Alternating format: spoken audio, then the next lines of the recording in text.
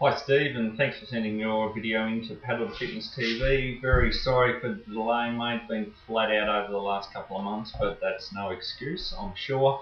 Mate, with your video, we've just shortened what you've sent at normal speed, and then I've just slowed it down to about 25% in the second part. So we'll have a bit of a look at the fast normal speed, and then I'll come up with a couple of points for you.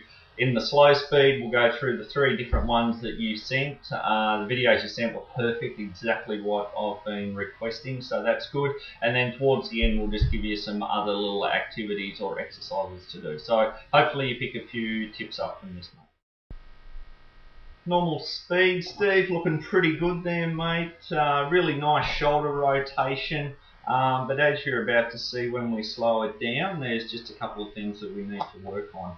Just the first one, it's a bit hard until it comes to side on, but your finishing hands, mate, out the front, they're just dropping a little bit low there, probably nearly below shoulder height. Just need to keep them up at eye height. They're already up there, nearly towards the end, and then you're just slowly dropping them away at the end. So just keep them up a little bit higher. You're not finishing off your stroke at the end at all. You get the rotation there, but you're not getting the arm extension. The arm's just a little bit too bent, and therefore you're lifting up with the hand and then pushing when the blade's already nice and low there, which is going to follow into those elbows are just a little bit too low. We need to get them out. And there's a little bit of leg drive there, and we'll look a bit more in the last frame, but try and get a little bit more leg drive. Now, here on the back view, you can clearly see those elbows are just way too low, and you're actually, as you pull the blade out of the water, you're pulling the blade back into the boat, so that's really going to affect your balance. And you're not going to be able to fall into the catch. So that's one thing we need to work on. And obviously not lifting the arm up completely there. And the push arms, you should be able to see as your right one comes across there, I should be able to see that push arm in the window from your left shoulder to your left ear. So unless I'm seeing it in that little window at the end of the push, it's not high enough. And then obviously again, mate, your shoulder rotation is really, really good. So you're getting that. But with leg drive and hip movement, just want to see a little bit more of that. I don't know if you get a really sore lower back at all, but if you are, that's probably why. On this angle, you can see that your knees are going up and down there, but I'd rather see them disappear completely under the deck of the ski. So just need to get more straight with both legs, and how that's going to happen is we just need more movement in the hips. So therefore, you might have to increase your leg length by maybe 1 hole or 1 notch. Just let those hips go nice and freely. But there is leg drive there, which is great. And also there you can see how those push arms are just dropping away there at the end and not staying in that position as that exit's coming up. So you're almost finishing your push, and just as the blade's coming out of the water, the push arm's going down to the catch, and therefore your exit arm's already coming up into the push. So the second half of the push there, you can see there, that's really nice height. So you've probably got about a third of your push at the right area, and we just have to fix up the back section of it. But mate, look, all in all, not too bad. We're going to try and work on those arms now, and I'll give you a few exercises. But there again, you can see how you pull it through, and then those elbows disappear behind your back. And we just Okay, Steve, so as I said, at normal speed, mate, it all looks really nicely, but as we can see, slowing it down, there's probably ½ inch to inches all the way around your stroke, that obviously if we can improve those, we're going to get a lot more boat run and a lot more power through the whole stroke, which I'm sure is what you're looking for. So to start off with, we'll just do the end of the push arm.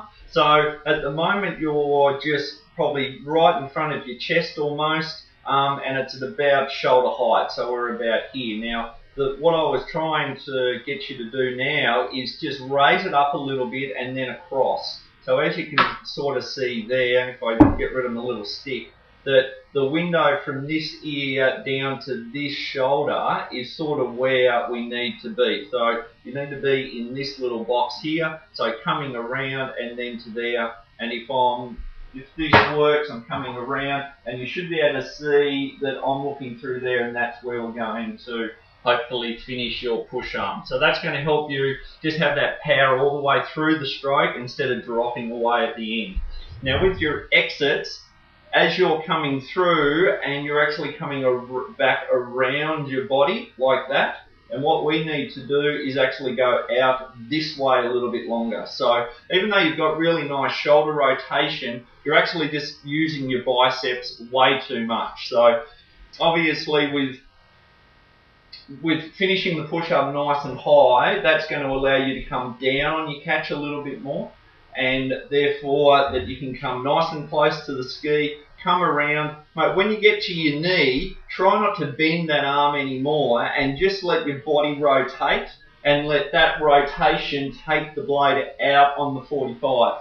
So therefore you can see that this is nice and open now, and that's going to just allow you more rotation and then get a nice exit out of the blade. Now with the exits, we can see also, because you're pulling in and around your back, that when you lift, you're just lifting with your hand, and you can see how my elbow is really low, and with this push arm low and going down, as this goes down, you've already started your push arm, which is not the correct timing. You want your actually push arm to stop dead out in front and allow this exit arm to come up until it hits this high point.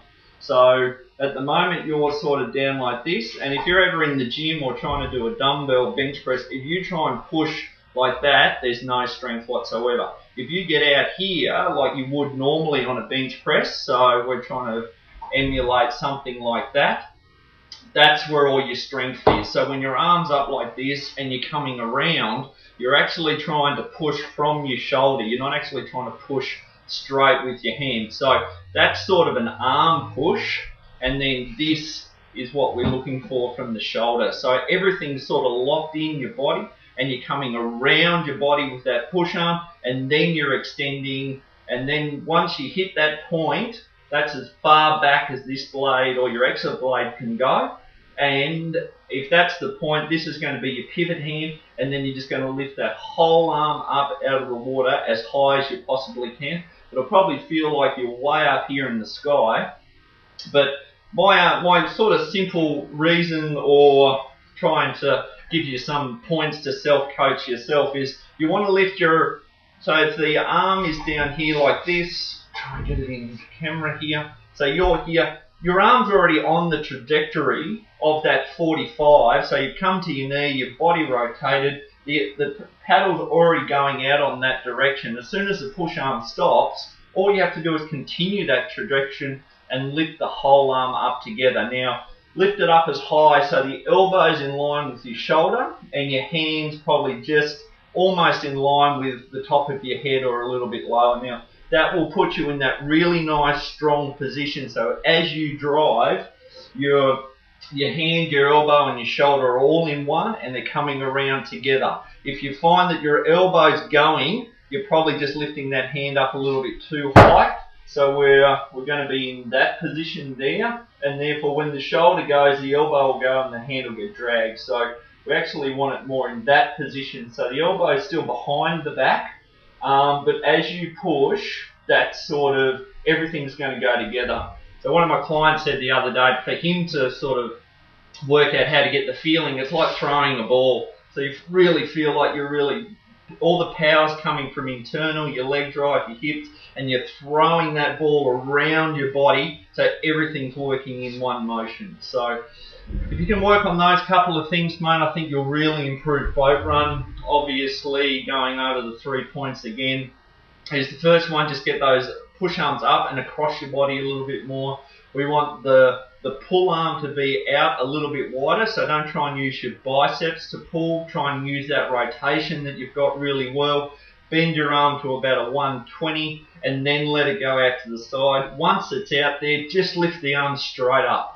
You know, it probably sounds really simple, but at the moment you're here and you're pulling it back in, which isn't putting you in a strong position. So out wide, lift the arm straight up as high as you can go, and then once you're in that position, then come down together to the catch. At the moment you're here and going sort of like this like a little bit of a seesaw. Stop this one, lift this one, hit the catch together, drive around with your body. So, mate, sorry for the delay again. Obviously, because it's taken so long, if you want to send me another one in a week or two, happy to do that one free of charge for you. And hopefully you've picked up a few points. And thanks for using Paddle to Fitness TV.